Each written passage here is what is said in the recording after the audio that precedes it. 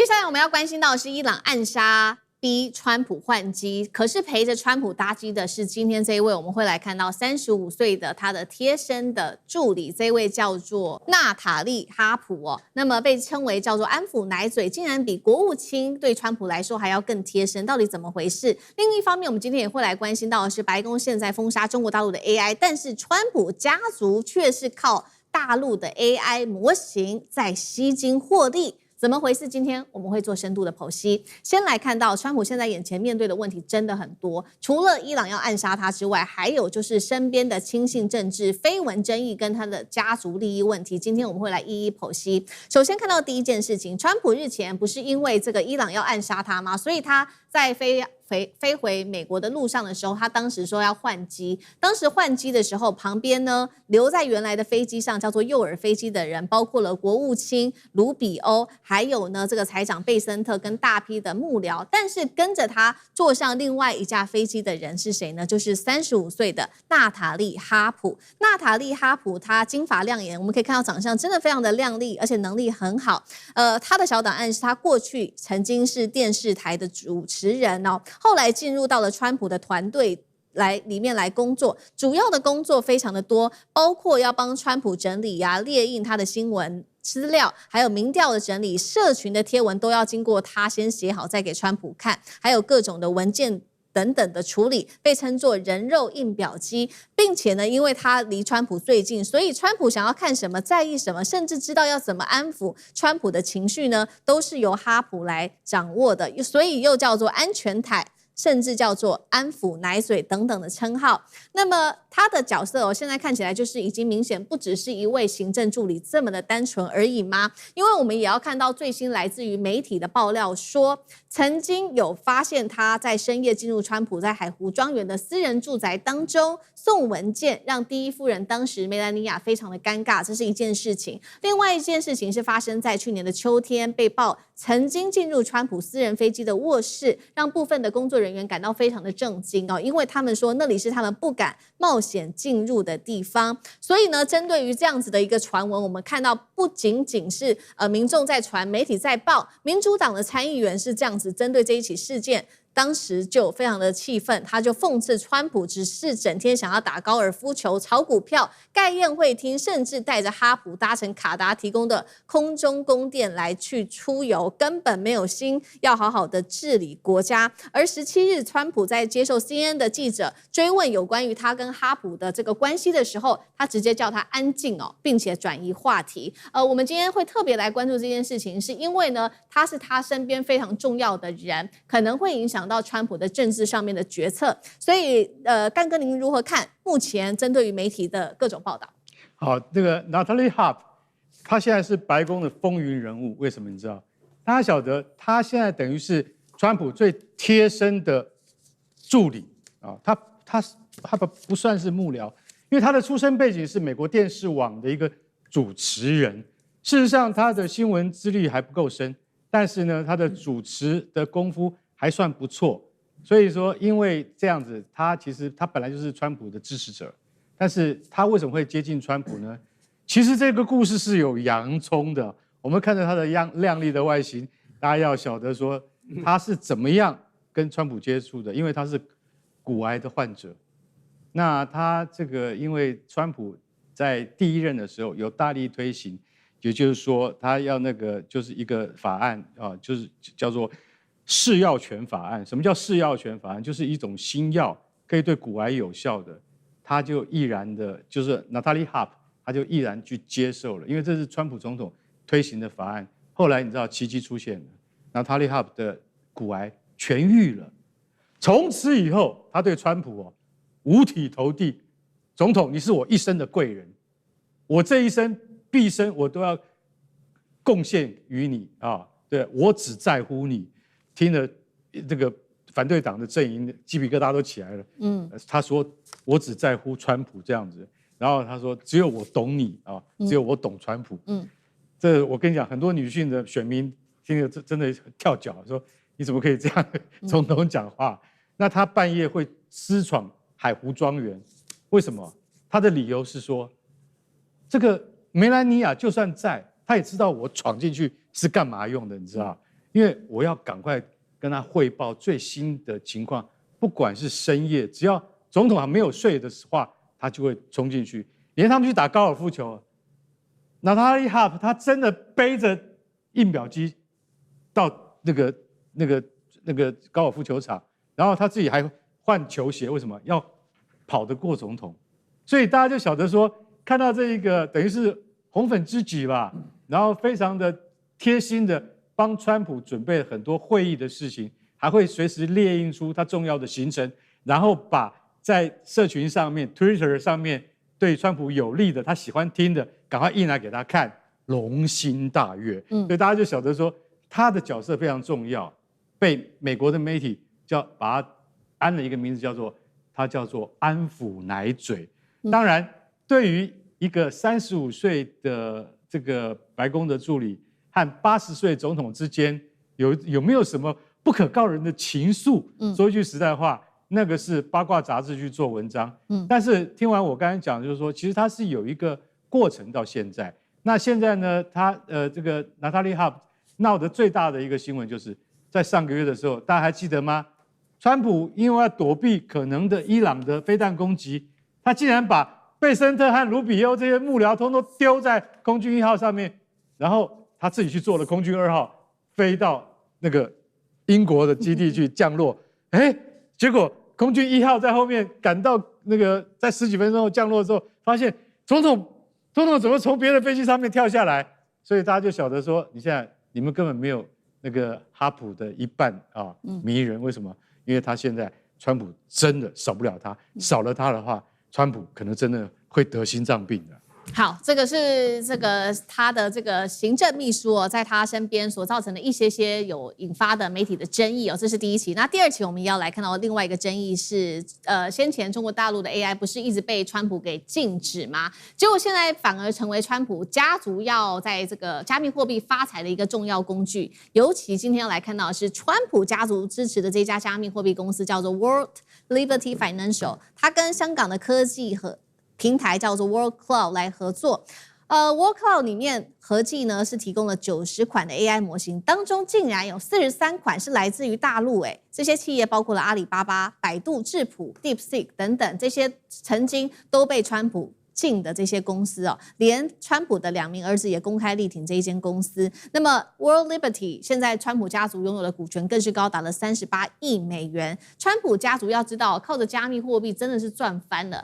近年來賺了超過14億美元的這個金額，就被大家諷刺說：好，你靠着中國大陸的這個AI 模型賺了盆滿缽滿，但是一方面你又禁止中國大陸的相關的 AI 可以進入到美國跟全世界，到底有沒有這個利益上面的衝突？聂老師又怎麼看 ？OK， 我覺得川普這個人大家都應該很了解他，商業本性嘛，他的根就是利益嘛。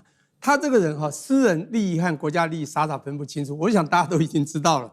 所以他有這個機會，外面當然會講他公權私用啊，對不對？他有這個機會當總統，太多好處，太多機會了。因此呢，當你剛講這個 World Liberty 的 Financial 是他跟他的兒子就是 Eric 這個 Trump 合開的，開了以後呢，當他獲有大部分的股份，那用他這個職權之便，的確獲利不少。光去年剛講11月，去年就賺了8億嘛，而且賺8億後有人講話現在出一個最大的問題是什麼呢？是貝森特老是護着他。人家說他賺那麼多，成立這個東西有問題。他說沒有，這是要穩定美國監管，因為他們都夠開定美國監管，而且呢可以穩定美國在國際儲備貨幣的地位。你看都會講話。那第二個呢，他們今年呢在8月10號又通過了一個叫做 World Liberty 的這 Trust， 有點像銀行，就信託公司。它主要在裡面呢還發行一個幣，又被財政部通過，就是 USD1， 那是 stable coin，叫穩定幣哦。你要知道这穩定幣由它發行，然後它又跟美元掛鈎，對不對？照理講它是一種穩定幣，現在被讓它怎麼樣出去跟其他國家的 AI 跟一個平台，我們講說 AI 的平台叫做這個 World Cloud， 然後這個合作之後呢，卻在裡面又允許它可以用 USD1。我覺得是財政部真的是幫這個川普講好話，好像都是為國家做事啊，為國家監管啊，穩定國家美元的地位啊。可重點來了，這裡面有太多川普的利益啦。現在問題利益也就算了，大家知道 AI 啊，你說AI 有什麼問題 ？AI 講不好聽，民用、商用就算了。問題如果到軍用、到高科技、到航太的話，我跟你講就有國安風險。美國現在天天在喊國安風險，現在問題來了，這個所謂的 World Cloud 呢，裡面有90個平台，裡面有43個平台，竟然是中國提供的，就你剛剛講的這幾家，這一提供不得了。好，那提供也就是民用商用就算，就一發現這裡面比比多款都被列為國安風險。請問一下，你怎麼解釋？所以你今天一個呢，你成立這個獲利毛利這麼多，那大家說你公權私用，然後你財政部幫你這個圓說啊，好像都沒有什麼問題。第二個，那你現在碰到了，你處處擔心中國追上，你要壓制中國的各項的這個不管是軟體、硬體啊，甚至開源的這個模型，各個地方去壓制。今天呢，你卻自己呢的因為的利益去綁裝了一個平台，卻收受了這個中國的這個。甚至有一半嘛，90%43%。你要知道，這麼多有中國的這個平台進去，那又被你列為這國安危機、國安風險的，請問是不是就有機會透過這個管道一樣影響到你這個美國自己的很多的情治的問題啊，這國安的問題？所以這樣的問題你要怎麼解釋？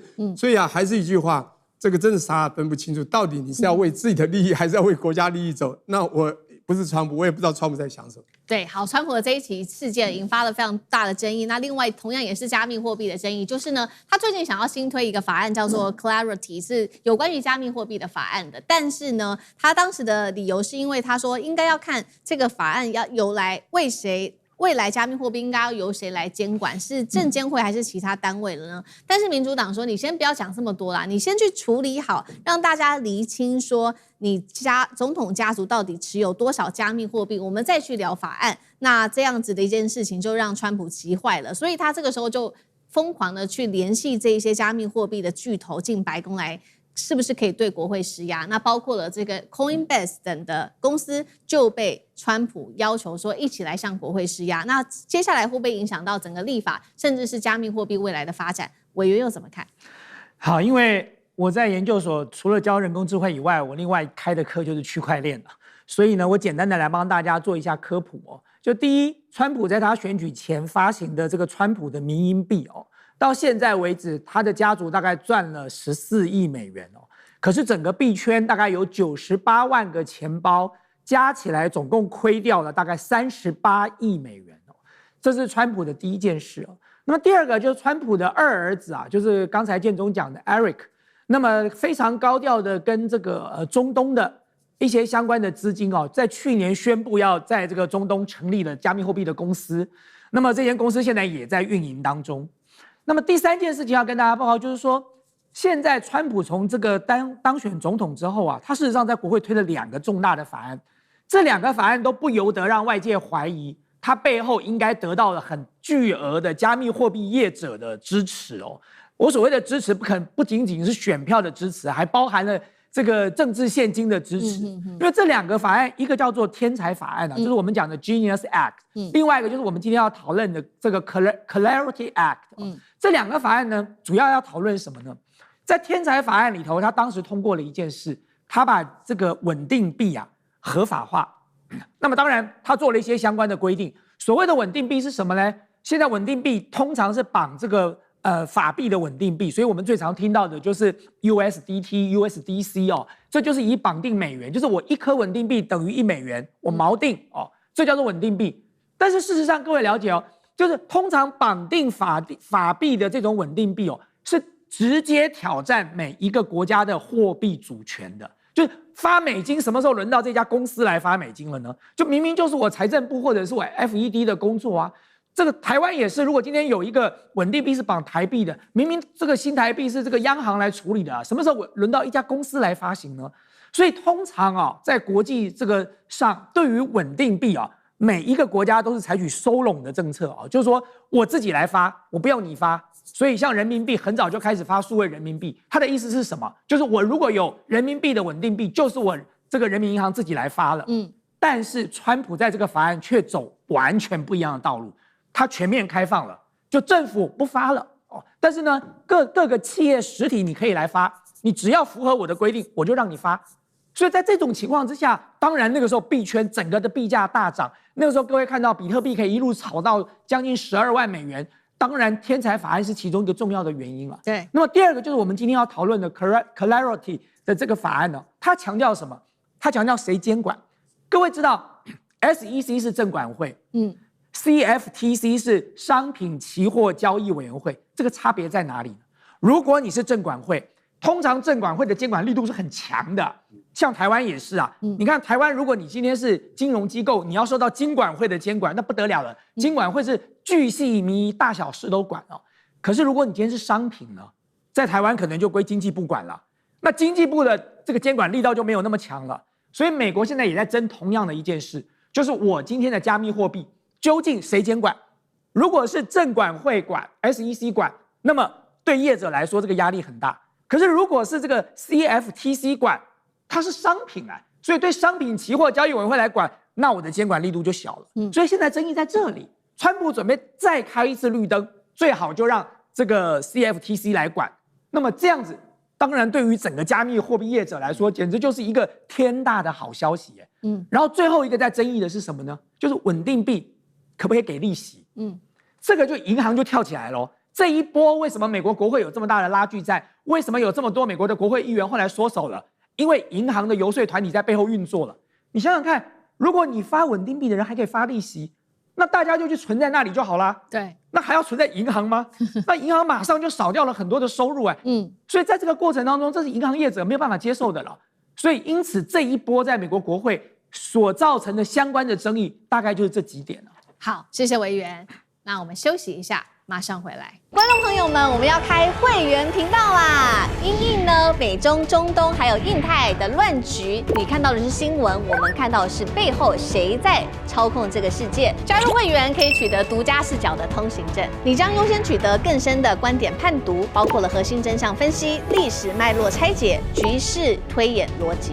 同時解鎖會員勳章、優先互動權、問題解析、幕後花絮，支持我們制作高品質的影片。點擊下方的加入鍵，一起成為戰友吧！我們會員頻道見。